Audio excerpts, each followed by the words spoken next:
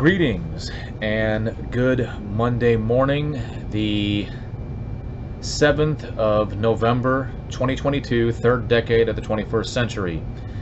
I always say that as part of my preamble because if you're new to my channel and you have no idea who I am or what I'm about, I'm utterly astonished at the fact that it is the third decade of the 21st century. And many people had predicted where we would be as a society, as a race of beings, you know, the planet, you name it. And then I juxtapose that against where we actually are, and it's kind of fascinating. Being that I started this channel roughly 2 years ago, I always feel like right around this time, it's not what I would call a reset, but kind of like a good time to have my preamble and sort of like set the tone. So my background is this. Obviously I'm Caucasian, I'm a ginger, I'm heterosexual, I'm low income from the Chicagoland area. I joined the military, specifically the United States Marine Corps, in 1994, served 20 years on active duty, retired in 2015. I did 9 deployments, the last 5 of which were combat, so I've seen more than some, less than others. I've done more than some, less than others. Enough that I could brag, but not enough that I'd want to brag. I'm a husband and a father. I was also the father of a special needs child. Unfortunately, 7 days into retirement, that child passed away. During his life, we spent a lot of time at the hospital, to include the Ronald McDonald House. So as you can imagine, over the cumulative scope of my life, I've got some experiences, and those experiences are forged from the life that I've lived and the things that I've done, and the sum total of my decisions, you know, produce my experiences, good, bad, or indifferent. I have certain thoughts and opinions on various subjects, whether they're socio-political, political, sociological, whatever the case may be. And part of the reason I started this channel was to vent and to just kind of like, and hopefully create conversations. And the byproduct of that was I recorded about 17 videos. I use that number because I don't know the actual number. And what had happened was I realized that I was doing a lot of the same, a lot of what other people were doing. This is my position, this is my line in the sand, these are my weapons, and I'm entrenched, and I have my team, and I'm ready to do battle. And I thought to myself, you know, before I put this out there are people who are way more gifted and experienced at this whole technological aspect, right? I mean, I'm just now starting to get to the point where I have other things available to me. I mean, I got that little watermark because I haven't upgraded to remove it. And I'm familiar with the concept of doxing, which is where people would essentially somehow track down my personal information and try to make life difficult for me. 1 second. Sorry about that. Work was blowing me up. So as I was sitting there, I was contemplating, you know, I think that I'm a rational individual. I'm a good person. You know, I have my faults and frailties. I have my opinions. But I think I'm a good person and a productive member of society, and I just happen to think and feel this way.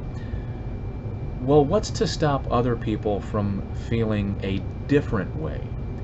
And what makes them a bad person? What makes them worthy of such horrific labels? And I couldn't help but notice that in the media, all right, and now this is just my opinion. My opinion is that the left has control of the majority of media outlets. And my continuation of that opinion is that they're basically promoting leftist propaganda and a tremendous amount of celebrity figures, be they athletes, entertainers, comedians, you name it, tend to be on the left unless something happens and they realize maybe center or right of center is not as bad as full retard left. But I digress. My point being is, why do we need to demonize each other? Why do we need to dehumanize each other? Why can't we agree to disagree and yet go about our days? I mean, is it really technology that's increasing the hate? Is it really technology that's increasing the divide between social media, the rapidness with which we can be informed, or more importantly, the rapidness in which we're connected, which is almost instantaneously on a daily basis? But I digress. So before I posted a video, I had to stop and think about, before I put anything out there, what do I really want to say? And am I prepared for the consequences? And how do I really feel? And I was like, I'm sure there's people I come into contact with daily that are decent people, and we have a decent, humane, rational conversation, and that's it. We never get into politics or any of that stuff. It goes back to that old, saying, in group settings, two things you want to avoid are religion and politics, because they're very divisive. My wife and I were watching Gabriel Iglesias' a Netflix special, and he said sports is another form of divisiveness, because of how, just like people are very attached to their politics, they're very attached to their religion, people are equally attached to their sports. So I've tried to come at this from a very neutral angle, with the exception that I'm well aware that I may have certain biases, or I'm well aware that I have certain opinions that I'm relatively attached to, but I have no desire to dehumanize anybody. So furthermore, I've also been a little absent as of late, because, well, how do I put this? The space I'm in right now, which the background I've changed won't allow you to see, I've been working on my studio / man cave / workshop. I'm trying desperately to get into cosplay, but the short version is this: I do not have a garage. Like most people, they use their garage for storage. Alright, like all the excess crap that you accumulate over the years, you just sort of puke into your garage. You just toss it in your garage. One of the things I've learned is we're no different. If we have an empty space that we don't use on the daily, we kind of just toss our excess crap in there. Maybe somebody else can relate to this. Well, in order to renovate and clean and organize and do all this stuff, you have to sort of regurgitate it elsewhere and out. And then, of course, as other events happen, like we just had our recent Halloween party, stuff gets regurgitated back in. So I'm in the process of trying to declutter, make usable workspace, because where my wife and I disagree is I need space. I need space.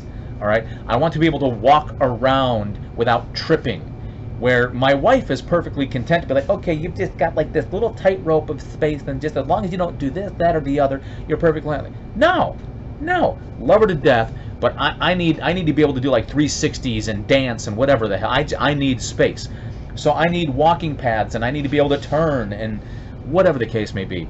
So after the Halloween party, now I'm trying to figure out where everything can go so that I can have workspace. And it's one or the other. I either stop and make these videos, or I get to work. Well, I'm going to do a little bit of both today. So, what's been going on in my life other than the shop? Well, the shop's been consuming a lot of my time. This calendar year, I wanted to get into more nerdier, geeky stuff and get away from the socio-political, because of how many people are still doing it. And because of some of their rhetoric is very hard-lined, which is fine. However, I still get into the socio-political. On a more personal note,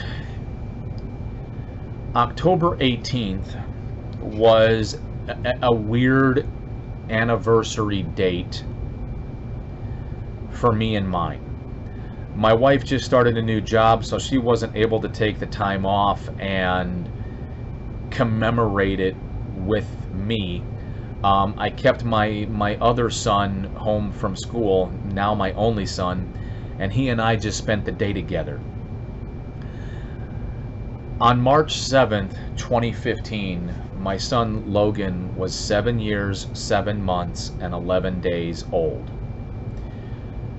Excluding leap year and all that other craziness, just keeping the math simple, when you add 7 years, 7 months, and 11 days to March 7th, 2015, you get October 18th, 2022. And I apologize if I'm not doing that good with my words, but essentially on October 18th, my son was gone equally as long as he lived. And that was rough, and it's been rough pretty much every day since, because October 19th, my son has been gone longer than he was ever with us. And it's just been hitting me kind of hard, and I've been trying to deal with it. I know my sister, who lives locally, is trying to deal with the fact that both of her parents are gone. My mom and her dad, my mom and my stepdad. At which point, all I could really tell her is, after the loss of my son, any additional losses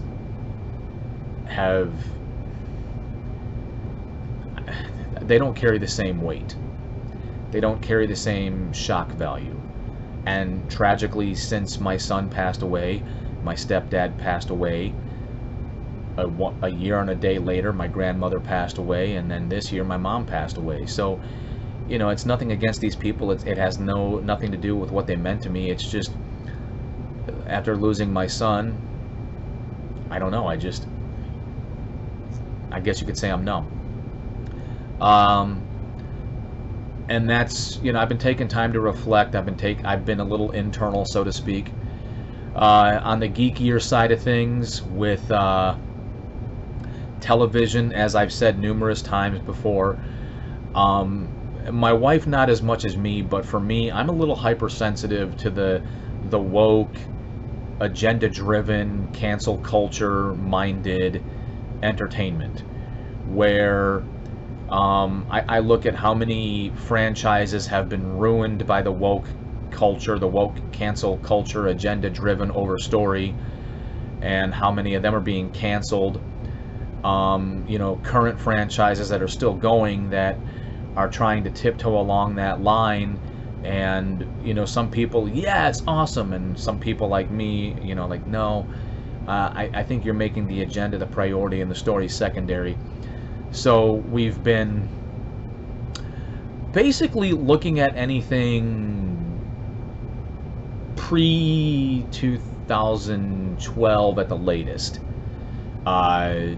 Preferably earlier than that, when things weren't as sensitive, or they had what I call a more common sense approach. And I can make another video geeking out about stuff, although my last video where I geeked out about the Winchesters, I didn't get any feedback, I didn't get any comments, so it's kind of hard to carry on with that. I mean, it's no harm, no foul, you know, either nobody watched it or nobody had a comment, which it is what it is. And I apologize if this is longer than my normal 20-minute time frame that I like to keep to, but on the more socio-political side of things. So we have midterm elections coming up, and no matter how you slice it, at every midterm there are seats available. Whether they're critical seats or not, elected positions become available. Locally, we have a lot of local seats available, whether county-wide or statewide. And I'm going to be very honest and try my best to be objective and as neutral as I can be, while also maintaining my own integrity. First and foremost, if you're new to my channel, I am not a fan of the Democratic Party, going all the way back to formation of the Confederated States, the Confederacy, and secession and Civil War. Do I believe that the modern day Democratic Party is exactly like the Democratic Party that lasted for 100 years up until Lyndon Johnson? No. Are there similarities? Yes. Call it bias, call it whatever you want, put your own little spin on it, but that's me. I believe the party should have been abolished at the conclusion of the Civil War, just like we abolished Mussolini's fascist party, Hitler's Nazi party, so on and so forth. We fought a war to get rid of this ideology. I wish we could have done the same. Understandably, I don't know that at the conclusion of a civil war could we have purged that thought process, that racially segregated line of thinking. And to be more honest, not everybody in the South was a full-blown racist, and not everybody in the North was an open-minded abolitionist. The one thing that I've learned by studying human nature is that we form groups. We segregate ourselves. Likes like. Birds of a feather flock together. People always look for a reason to form groups and to segregate themselves from others and to look down upon others. It just is what it is. What fascinates me is in the third decade of the 21st century, forces, be they media, whatever, are twisting and contorting racism to be unidirectional, one-directional, where only white people can be racist, which, in accordance with the actual definition of racism, racism is not singularly owned by any one group of people. Racism is when a group of people think themselves superior and that another group of people are less superior. And unfortunately, it's been happening since man became man, whether you believe in divine creation or evolution. So I'm utterly astonished at what is the modern day definition of racism. And as it pertains to politics, I personally find Democrats dangerous. I don't know about Democratic voters. I think the overwhelming majority of voters are far less political. They're just trying to get through their day, and there may be one or two, possibly three individualized items that are near and dear to their heart. Or I think a lot of people also vote socially. I think there's a mixture of that, where some people vote socially so that they can be considered socially accepted, and then I think some people are what you call single issue voters, which, whether it's a singular issue or more than one issue, they vote for the party that gives them social acceptance, or they vote for the party that basically, what's the word I'm looking for? Represents the issue that's near and dear to their heart. Whether it's abortion, whether it's whatever the case may be. What I've also learned is nothing is as simple as the media portrays it to be, or what even politicians portray it to be, because there is, what's the word I'm looking for? There's sensationalism sells. All right, sensationalism is what gets attention. It's what opens people's eyes and ears. So sensationalism is the marketing tactic and technique of damn near everybody. And I've learned that oftentimes when you can get past the sensationalism and you get deeper into it, it's more than what we're aware of. What I find terribly harmful is currently the Democratic Party, in my personal opinion, is driven by the mob and gives in to the mob. I understand there are people that align themselves with the Democratic Party over one or more issues. I just don't know that they fully embrace or fully understand the impact of that or the legacy and history of the Democratic Party. My personal estimation is that the Democratic Party is extremely anti-American, does not have the best interest of the country or the people in mind, and that they are driven by elitist mentalities, and that they are backed by further elites that like to remain anonymous. I'm sure that other people could feel the exact same way about the Republican Party, which is why I'm not currently in love with our two-party system. I know the easiest thing to say is, oh, well, since you hate Democrats, you must be a Republican. I was like, no, I am not a registered Republican. I'm not in love with the Republican Party. Unfortunately, with this two-party system, I tend to vote Republican more often than not because I find them to be less destructive, less absurd, and just easier to deal with than Democrats. All right, especially where the rubber meets the road for me. I'm just a regular, everyday person, in spite of my background, in spite of losing a child, in spite of being a veteran, which, if anybody for some reason feels like that elevates me beyond normal status, I don't know that it does. I'm just an everyday person who wants to go about their life and, you know, take advantage of certain things. Like I want to get gas at a reasonable price. Right? I want to be able to fill up my car and go from point A to point B at a reasonable price. I don't know if people want to consider it a positive, but no, I cannot afford an electric vehicle, and yes, I now have to plan the use of my travel time and my gas. I have to plan that more accordingly. I have to be very conservative, because if I'm going to pay upwards of $5 a gallon for gasoline, I've got to be very conservative with where I go and why am I going there. I can't just la-di-da go for a drive. I have to go somewhere with purpose, and I have to make the best use of that travel because of how much I'm spending on gas. I'm not getting paid anymore for the work that I do in order to afford gas. And then conversely, if petroleum costs a lot more, then that means the supply chain that relies on petroleum, like trucking and you name it, that goes up, which means now when I go to the grocery store, things go up. All right, as I'm trying to renovate my shop, lumber has gone up. So I'm not a fan of the Democratic Party. I've said that numerous times. And I'm not exactly a big fan of the Republican Party. But where do we go from here? You know, how do we move forward? How do we get past the division? On a personal note, I feel as though we need to get rid of the current two parties. I don't know if we need to invent two brand new parties, but I think being stuck with only one of two options is not, it's not benefiting us as a society. Pardon me. And I think that's the simplest way to put it, because I look at how divisive everything is now. All right, and to me, some of it is just utterly absurd.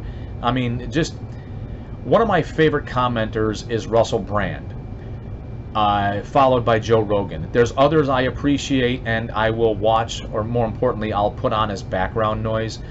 But as far as how they present themselves, Russell Brand's probably my favorite, if not followed by Joe Rogan, because they're not overly attached to anything. They're just kind of like, hey, this makes sense. This doesn't make sense. Why this? Why that? And what kills me is the moment they say anything contrary to the status quo of leftist-controlled entities like YouTube, they get canceled. They get demonetized. And all that does is, if people don't seem to understand, if we're stuck with left and right, red and blue, Republican, Democrat, what you need to understand is people that were relatively neutral, probably more left of center than right of center, when you cancel them, when you attack them, you drive them to the right. Because if there's not a third option, if there's not a fourth option, if there's only one of two options, well, this option is doing this to me, and here's how they're adversely affecting me. I don't like you. I'm going to go over here. I'm not in love with them, but at least they're not attacking me. They're leaving me be. They're leaving me alone. All right? When Russell Brand and Joe Rogan are getting canceled, you really have to ask yourself why. Because they ask questions, because they challenge things. That was supposed to be the mantra of being a liberal. A traditional liberal challenges and questions things. I'll just leave it at that. I look at the number of celebrities taking to social media, and what I really enjoy is celebrities that are trying really hard to be neutral. Like, hey, I voted, go vote, vote, vote, vote. Great, I appreciate that. Don't tell me who you voted for or why. Just thank you. You voted, and you're expressing how important it is to vote, because you can't bitch and moan about the results if you're not partaking in them by voting. What interests me is the number of celebrities that are like, oh, now that Elon Musk has taken over Twitter and he's going to make it a free speech platform, it's dangerous. It's all this leftist propaganda I'm going to spew from my mouth, and I'm leaving Twitter. At which point I'm like, bye. I don't even use Twitter. I've got no dog in this fight. I'm not invested whatsoever. I have Twitter. I don't use it. The fact that Elon Musk is just going to make it an open platform and just let people say what they want to say, isn't that kind of the goal? Isn't that, like the whole tenet of free speech? And yet, think about what people are actually protesting. Just stop and think about it for 1 second. I understand, all right, I understand that there are people who think differently from me, but I'm asking you to try really hard, as I've tried really hard to do the same. Wrap your head around this. Elon Musk is just trying to put it back to free speech. Remove the opinionated gate guards who are exercising their own personal socio-political agenda to silence dissidents, to silence people they disagree with. All I'm asking is, think about it for one second. If Elon Musk is theoretically on the right, I understand if you feel as though he's going to censor people on the left. But what happens if he doesn't censor anybody? And within common sense guidelines, all right, maybe the original guidelines set forth by the original foundation of Twitter, it's a free speech platform. That means if there's somebody whose opinion you don't like, I don't know how Twitter works, but maybe don't follow them. All right, don't put them in your feed, or however this works. Don't listen to them. There's plenty of actors, and to some degree, well, mostly actors, who have socio-political opinions I despise. And many of them have been voicing them. And I find myself torn, because, like, I really like your work. I really enjoy watching you perform, because there's just something about you that I just enjoy. All right, guy and girl alike. But when it comes to their politics or their socio-political beliefs, not a fan. Not a fan. I'll go one step further, and I'll come out of the closet for a second. Alan Richson. I've always enjoyed him, going back to when he was on Smallville. Followed him over to Blue Mountain State, followed him over to Titans, and now he is the new Reacher. Always been a fan of his portrayal of characters. I am not a fan of his politics. What fascinates me is he, from time to time, seems to express a point of view that is religiously motivated, and then equally an opposite, he'll be very liberal, like, I'm leaving Twitter because Elon Musk is bad. Well, he doesn't seem to really justify it with any kind of, I don't know, substantial evidence other than everybody else don't like Elon Musk, so I'm leaving so that I can maintain my brand. Which I would have more respect if you're like, hey, look, everybody, this is how I make a living. I need my brand to stay popular and sharp and on point, so I'm leaving Twitter too. Please accept me. Please continue to watch the things I participate in. Please allow me to pay the bills and feed my family. I could have respect for that. For crying out loud, I got the COVID shot, not because I wanted to, but because I felt as though I had to. All right? And because, quite frankly, my boss told me, how much crap did the military pump into your body without hesitation? All right? COVID's going to have to fight with all of that inside your body. All right? And plus, if you've survived everything else you've been exposed to, what's COVID or the vaccine going to do to you? And I was like, yeah, all right. But I digress. I'm just utterly fascinated at, especially now when it matters most, where we have our midterm elections, at some of the horrifically divisive rhetoric that's coming from sources. Whether it's celebrities on social media espousing some very divisive rhetoric. Who's another one? Timothy Olmanson. He's in Jim Beaver. All right, people that were on shows that I thoroughly enjoyed. Not a fan of their politics. I'm not sure about Gina Torres. I think maybe she's made some comments here and there that I'm not entirely on board with. But at the end of the day, I think I'm just going to let them have their opinion, and I'm just going to continue to, be entertained by them. Who are they? Who am I to tell them they can't have an opinion? I'm nobody. I don't have to agree with their opinion, but it is what it is. What shocks me is there's any number of sources you can go to listen to people that are using some very, very divisive and extremely negative language to talk about people on the right, or that are at least right of center, versus on the left or left of center. And these are, whether they're people running for elected positions or whether it's the people voting for them, you have some people in a celebrity, quasi-celebrity status making some very ugly, divisive remarks that my question is, where do we go? What do we do with that? Because, so here, try to, and this is what I've been trying to get to, and I apologize if my incoherent rambling has gotten me to this point right here. Where do we go from here? Look, I get it. There may be one or two issues that are very important to you, and that's how you pick and choose who you vote for. I get it. If you want to know, for me, I want less government. I want less people working for the government getting into my business. I want to be left alone. I don't want 80,000 brand new IRS agents. I want cheaper gas. All right? I want the ability to say what you want to say, as long as you can deal with the repercussions. If you say something offensive and people are offended, deal with it, but you should have the right to say it. I want the ability to bear arms. Whether I can afford to buy a tank or a fighter jet, that's nobody's business but mine, right? I want the right to bear arms, because in the event my government decides to basically become a dictatorship and take power, I want the right to defend myself and my family against my government and anybody else that I need to defend myself against. All right, so those sort of issues are important to me. All right, I don't want to grow the welfare state.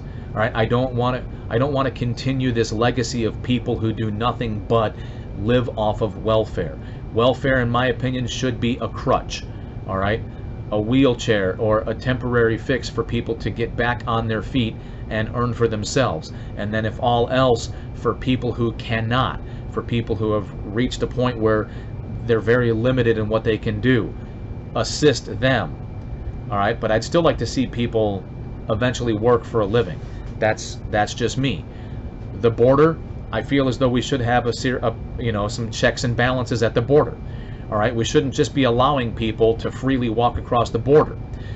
I'm not talking about, and I'm talking about everybody, because for every good, hardworking person that walks across the border, how many people have bad intentions? How many good people are being used as guinea pigs, as smugglers? All right, so we need to protect our border. People should be, people who want to come here and take advantage of what America has to offer should do so legally. If not, if the border is going to remain the way it is, then I think for every one person that comes across the border, two people that have become a bane in existence, people that are, otherwise taking up space and wasting the opportunity of being an American, we should send them south. If the southern countries, if the southern Yeah, if those southern countries are not doing anything to prohibit people from coming to our country, well then fine, we'll take yours, you take ours. All right, I think that sounds fair. But you know, those are some of the issues I'm concerned with. I'm also more concerned with some of the extreme policies that are coming from the left. But I get it.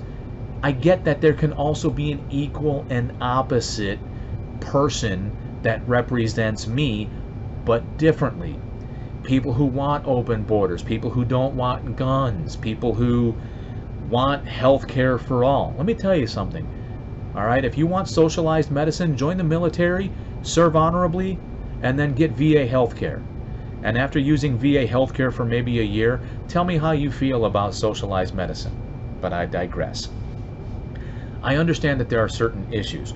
What I don't appreciate is the horrifically divisive language coming out of people like The View, or people on MSNBC, or people on CNN. Because quite frankly, some of the language they're using, I don't know where we go if they don't win. Because they're the ones that have also supported these mostly peaceful protests that we all know and can document and can research have not been peaceful. We can look at the overwhelming amount of research in Democrat-controlled cities and what is the quality of life, what is the crime rate, what's the murder rate. All right? I'm just saying. What I can appreciate is that for everybody that's like me, there's also an equal and opposite person not like us that think and feel differently and may very well be good, productive members of society. Where do we move forward? Can you recognize that if you align with the left, that there are people on your team in very popular positions saying some horrifically negative things that are very confrontational? I'm talking like borderline civil war confrontational. Can you recognize that? If so, where do we go? And I want to hear from you. I want you to leave your comments. I want you to get involved in this conversation because, sincerely, where do we go? I mean, I'll give you an example that's been brought up, okay? Whether it's Russell Brand, Ben Shapiro, Dave Rubin, Dinesh D'Souza, Steven Crowder, Joe Rogan, anybody else for that matter. The previous election, all right, I'll go back 2 elections. So Hillary Clinton questioned the security and authenticity of the election with Donald Trump that she lost. And for all intents and purposes, that was fine. Stacey Abrams out of Georgia questioned the results of the election she lost, and that was perfectly fine. In fact, Al Gore questioned the election results when he lost to Bush, and it's okay. Societally, it's been okay. Sociopolitically, it was okay for the left to challenge results. 2020 rolls around, and there was a lot of suggestive evidence. And suggestive I use in the way that it can suggest impropriety, it can suggest shenanigans, it can leave the impression, it can stimulate a thought process that provides the opportunity for one to consider the fact that maybe this previous election was not done on the level, that there were numerous examples to suggest election fraud, election meddling, or that something was unfair. And then when you couple that with the results, essentially people on the right were questioning the results of the 2020 election, and all of a sudden the left is like, how dare you? This was the most fair and secure election ever. How dare you question anything? You're a conspiracy theorist. Hang on, I'm going to go to the dictionary and the thesaurus, and I'm going to find way more negative things to say about you and everybody else like you, questioning the security and the authenticity of this election. Okay, fine. You had it your way, so I'm going to say this. If this election goes off this week and the left loses abysmally like the right did in 2020, and the left goes down like the Hindenburg in a devastating ball of flames, Will they do exactly what the right did and question and challenge, or will the left take its own medicine and be like, no, this was a fair and secure election, the results are what they are? Or are we going to get more of the same? Stacey Abrams, Hillary Clinton, and anybody else that may be new that's like, no, this was unfair, this was uncalled for, there was a lot of intimidation. Is there a possible third option?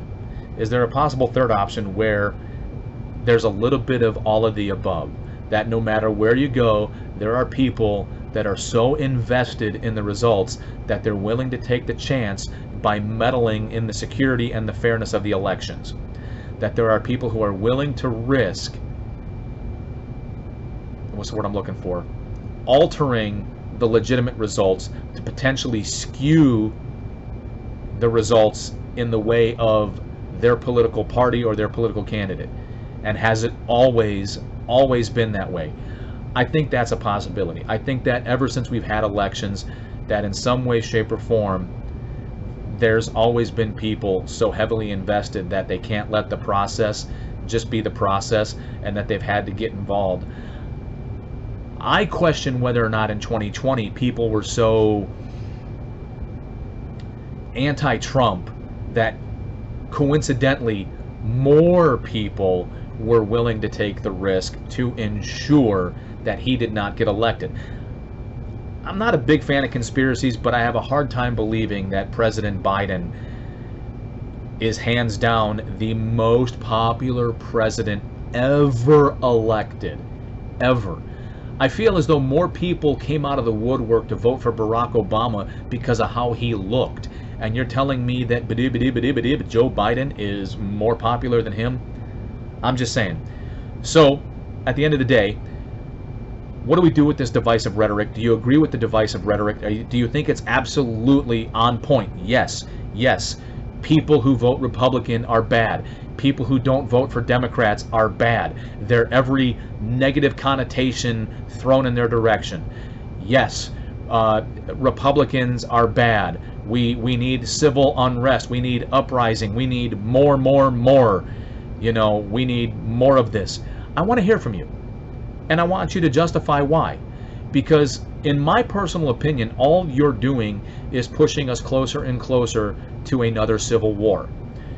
And let me tell you, I think there's more people on the right that are militarily trained, relatively high functioning at guerrilla warfare, and we're also proponents of the Second Amendment, which means we probably have more weapons. I'm saying that's not a way to go. I'm saying we don't want a civil war. But if you do, I want to hear from you. I want to hear why you're so fixated on your opinion. And challenge me. Challenge why I'm so fixated on my opinion. I'm just anti-Democratic Party. I am more than happy to entertain a third party that pulls from some of the more positive things of the Democratic Party and pulls from some of the more positive things of the Republican Party. All right, I'm more than happy to discuss that, but I want to hear from you. And I apologize that it's been so long-handed. I just wanted to kind of get back out there, and I promise to be back on here with some more nerdier stuff, and then from time to time I will try to, you know, address things as objectively as possible on the more socio-political scale. But I feel like I don't have to because I've got Russell Brand and Joe Rogan. But if you do get involved, you know the deal. If you don't know the deal, here it is. I don't care about the likes. I don't care about the dislikes. I don't care about the subscriptions or the notification bells. I just want to hear from people. That's it. I just want to hear from people. Other than the time it takes for you to respond, that's all it takes is time to respond. It costs you nothing financially other than your time. And if you do comment, I appreciate it. And you're awesome. Till next time.